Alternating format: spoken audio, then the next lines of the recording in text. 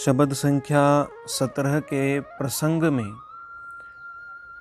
हमने जाना कि एक जाट व्यक्ति कुछ बिश्नोई बंधुओं के साथ विवाद करने लगा और कहने लगा कि गुरुदेव जाम्भोजी भी तो हमसे कम नहीं हैं, वो भी स्त्री रखते हैं, आदि आदि अनेकों प्रकार की बातें कहने लगा। और जब इसके संशय निवारण हेतु वे सब मिलकर गुरुदेव जाम्भोजी के पास गए तो उन्होंने सरलता के साथ सर्वप्रथम इस बात को स्वीकार कर लिया और उसके बाद शब्द संख्या 17 का उच्चारण किया और उसके माध्यम से बताया कि मैं किस स्त्री को रखता हूँ, आप इसका विचार करो। और फिर उन्होंने अपनी वाणी का संकेत किया। जब शब्द संख्या 17 का उच्चारण गुरुदेव जाम्भोजी ने किया, उसके बाद वो जाट व्यक्ति प्रसन्न हो गया, हंसने लगा और उन बिश्नोइयों से कहने लगा कि देव जी ने तो मुझे जिता दिया है। जाट हर्ष प्रसन्न हुआ, देव जी दिया जिताय, बिश्नोई यूं बोलिया, हम नहीं जाने काय। उस समय बिश्नोई बंधु कहने लगे कि तुम ठीक से समझ नहीं पाए हो, इसलिए ऐसी बात कह रहे हो। और जब फिर से वो ऐसी बातें, ऐसी वार्ता शुरू हुई, तब गुरुदेव जाम्भोजी ने इस शब्द संख्या 18 का उच्चारण किया और उन्होंने कहा, ओम जा कुछ ना जानी, ना कुछ ता कुछ जानी। गुरुदेव जाम्भोजी सर्वप्रथम इस पंक्ति के माध्यम से संकेत करते हैं कि जहाँ कुछ ना जानी। वे यहाँ अभिमान और निरभिमानता के बारे में कुछ संकेत कर रहे हैं, क्योंकि उस जाट व्यक्ति के स्वर से और उसकी प्रसन्नता से भी यहाँ एक अहंकार का सा भाव समझ आता है। वो कह रहा है कि मैं जानता था, मुझे पता था, और गुरु जाम्भोजी ने भी इस बात को स्वीकार कर लिया है, मैं सही हूँ। इस प्रकार से बातें कहने लगा। उस समय गुरुदेव जाम्भोजी कहते हैं, जहाँ कुछ ना जानी। जो व्यक्ति ये दावा करता है कि मैं कुछ जानता हूँ, मुझे इस बात का ज्ञान हो गया है, तो वास्तव में वो कुछ नहीं जानता है।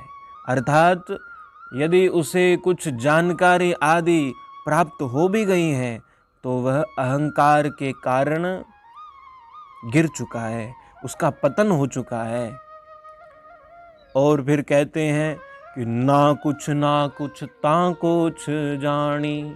और गुरुदेव जाम्भोजी सरल शब्दों में कहते हैं कि जो ये कहता है कि मैं कुछ जानता हूँ, मुझे ये ज्ञान प्राप्त हो गया, वो वास्तव में कुछ नहीं जानता, ऐसा समझो। और जो कहता है ना कुछ मैं तो कुछ नहीं जानता, मैं तो कुछ जान नहीं सकता, परमात्मा को जानना बहुत दुर्लभ कार्य है, दुष्कर है। परमात्मा को जाना कैसे जा सकता है, जिसे वेद भी नेति नेति कहकर जिसके बारे में और शांत हो जाते हैं, पूर्ण रूप से उनके बारे में कोई नहीं जान सकता। जो ये कहता है कि मैं कुछ नहीं जानता, गुरुदेव जाम्भोजी कहते हैं वास्तव में वही कुछ जानता है। वास्तव में वो इतना तो जानता है कि निरभिमानता आवश्यक है जीवन में। इसलिए गुरुदेव जाम्भोजी आगे पुनः कहते हैं, उस परम तत्व, उस परमात्मा के बारे में जानने की बात के बारे में कहते हैं कि ना कुछ अकत कहानी, ना कुछ अमृत बाणी। गुरुदेव जाम्भोजी कहते हैं कि उन परमात्मा के बारे में तो कुछ कहा नहीं जा सकता है, क्योंकि वे स्वयं अकथनीय हैं। वो हमारे शब्दों की दुनिया से बहुत परे हैं। कहकर उनके विषय में कुछ विशेष प्रकट नहीं कर सकते, जो वर्णन का विषय नहीं है, वो अनुभव का ही विषय है। तो ना कुछ अकथ कहानी, ना कुछ अमृतवाणी। तो अमृत तत्व है, उसका वाणी से उसके बारे में बताया नहीं जा सकता, उसका वर्णन नहीं किया जा सकता, उसे तो अनुभव किया जा सकता है। और गुरुदेव जांभोजी फिर कहने लगे कि ज्ञानी सो तो ज्ञानी रोवत, पढ़िया रोवत गाहे। ज्ञानी सो तो ज्ञानी रोवत, पढ़िया रोवत गाहे। यहां गुरुदेव जांभोजी रोने की बात कह रहे हैं, अर्थात दुखी होना। और संकेत इसके इन पंक्तियों के माध्यम से यही है कि हर कोई दुखी हो रहा है, लेकिन तुम उस परम सुख की ओर चलो, इसकी ओर संकेत कर रहे हैं। तो सर्वप्रथम उन्होंने ज्ञानी का उदाहरण दिया। ज्ञानी सो तो ज्ञानी रोवत, पढ़िया रोवत गाहे। जो ज्ञानी व्यक्ति होता है, जो शास्त्र आदि का अध्ययन कर चुका होता है, विद्वान कहलाता है। अनेकों प्रकार का ज्ञान उसने प्राप्त कर लिया है, लेकिन वह वास्तव में ज्ञान नहीं, वो केवल जानकारी है। कब तक? जब तक उस जानकारी को जीवन में धारण नहीं कर लेता। हमारे वेद शास्त्र ग्रंथ इन सब का अध्ययन कर लेना, पढ़ लेना अच्छी बात है, लेकिन केवल इन्हें पढ़ने से जानकारी ही प्राप्त हो सकती है। यदि इसके ज्ञान का अनुभव करना है तो फिर उसे जीवन में धारण करना पड़ेगा। और इसी बात को यहाँ गुरुदेव जांभोजी संकेत कर रहे हैं। यदि जीवन में धारण नहीं करते हैं तो पढ़िया रोवत गाहे। वो केवल पढ़ने से तो वो केवल पढ़ना तो वो एक तरीके से कहें उसमें कुछ भी सिद्धि प्राप्त हुई नहीं है, उसकी सार्थकता प्राप्त हुई नहीं है। वो केवल गाटा गाने जैसा ही है, उसमें से कुछ प्राप्त करना भी तो आवश्यक है। गुरुदेव जांभोजी कहते हैं कि केल करंता मोरी मोरा रोवत, जोए जोए पगां दिखाई। उसके बाद कहते हैं कि केल करंता मोरी मोरा रोवत। श्रावण आदि के महीने में मोर मोरनी आदि क्रीड़ा करते हैं, नाचते हैं। केल करंता, और वो भी रोते हैं, ऐसा संकेत है। किस प्रकार कि जोय जोय पगां दिखाई। जब जब वो नाचते हुए अपने पंखों की ओर देखें या फिर अपने पूरे शरीर को देखें तो प्रसन्न होते हैं, परंतु ज्यों ही वे अपने पैरों की ओर देखते हैं तो वे उदास हो जाते हैं, क्योंकि उनका पूरा शरीर बड़ा सुंदर है परंतु उनके पैर कुरूप हैं। और जब नाचते हैं तो उन्हें उनके जब पैर दिखाई देते हैं तो वे उन्हें देखकर उदास हो जाते हैं। इसी प्रकार कहते हैं उर्द खिणी मन उन मन रोवत, मूर्खा रोवत धाई। गुरुदेव जांभोजी कहते हैं उर्द खिणी।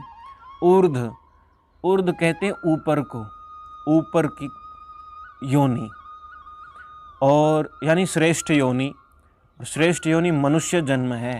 ये मनुष्य जीवन प्राप्त करके जब मन एकाग्र नहीं होता, वो परमात्मा प्राप्ति की ओर नहीं लगता, तो ये श्रेष्ठ योनि प्राप्त करके भी मनुष्य रोता है। मूर्खा रोवत धाई। वो मूर्ख ही है जो सांसारिक भाग दौड़ में ही लगा रहता है और परमात्मा प्राप्ति का साधन नहीं करता, और वो भी वास्तव में दुखी ही होता है। और उसके बाद गुरुदेव जांभोजी कहते हैं कि मरणत माग संहारत खेती, के अवतारी रोवत राही, मरणत माघ संहारत खेती। जब एक खेती की जाती है तो एक किसान जब खेती करता है और उस खेती में, उस फसल में फूल आने लगते हैं और वो जब मुरझा जाते हैं, मरणत माघ, जब वो फूल आकर के झड़ जाते हैं, अर्थात उसकी फसल नष्ट हो रही है, उस समय वो किसान भी रोता है।